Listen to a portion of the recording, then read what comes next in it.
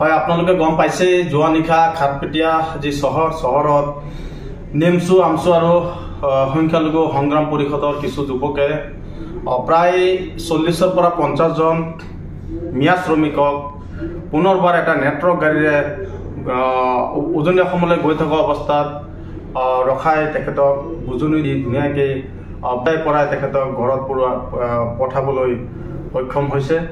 ইতিমধ্যে আপোনালোকে গম পাইছে উজনি আৰু নামনিৰ ক্ষেত্ৰত যি এটা হিংসাত্মক যি পৰিস্থিতি যি দেখা গৈছে উজনি অসমত, আৰু কিছুমান যুৱকে সংগঠনৰ নামত যি দাদাগিৰি গুণ্ডাগিৰি সংখ্যালঘু তথা মিয়া শ্ৰমিকসকলৰ ওপৰত যি কৰি আহিছে, সেই ক্ষেত্ৰত আমি সংখ্যালঘু সংগঠনসমূহে দল সংগঠনসমূহে আমি কেতিয়াও সহ্য কৰিব নোৱাৰোঁ।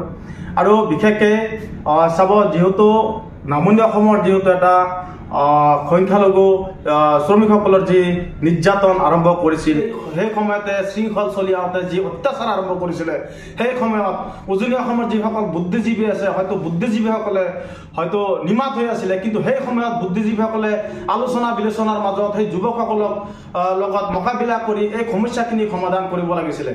কিন্তু তাৰ বিপৰীতে দেখা গৈছে উজনি অসমৰ বুদ্ধিজীৱীসকলে মৌনতা অৱলম্বন কৰিছে, যাৰ কাৰণত আজি এই পৰিস্থিতিৰ সৃষ্টি হ'বলগীয়া হ'ল। আমি সেইদিনা দেখিছোঁ এটা সংবাদ মাধ্যমত ইটা ভাটাৰ মালিকসকলে নিজৰ ক্ষোভ প্ৰকাশ কৰিছে।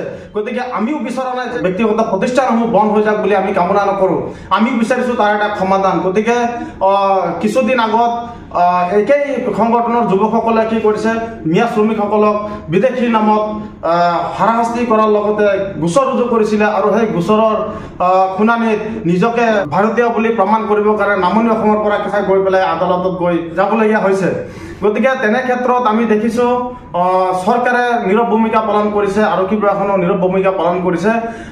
আমি নেমচু ফালৰ পৰা এটা কথাই ক'ম, চৰকাৰে কৃতিত্ব প্ৰদান কৰক, জনসাধাৰণৰ সংবিধানৰ কৃতিত্ব প্ৰদান কৰিব লাগে, আৰু নহ'লে সংখ্যালঘু সংগঠনসমূহে এনেকুৱা ধাৰাবাহিক আমি কাৰ্যসূচী ৰূপায়ণ কৰিবলৈ বাধ্য থাকিম।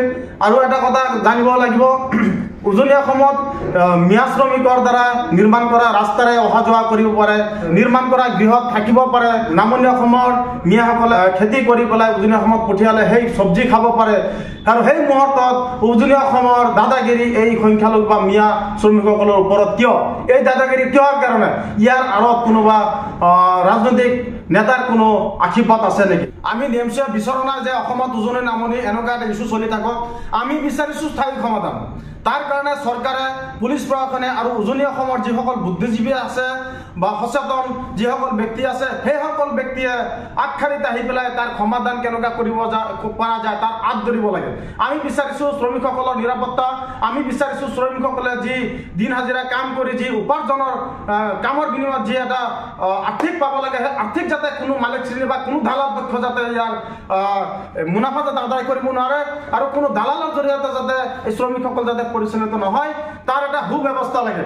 আৰু উজনি অসমত যিসকল শ্ৰমিক যাব, আমাৰ স্থানীয় যিসকল দল সংগঠনৰ যুৱক আছে, সেই দল সংগঠনৰ লগত আলোচনা বিলোচনাৰ মাধ্যমত মালিক শ্ৰেণীয়ে আহি পেলাই মোকাবিলা আলোচনা কৰি শ্ৰমিকসকলক লৈ যাব লাগে।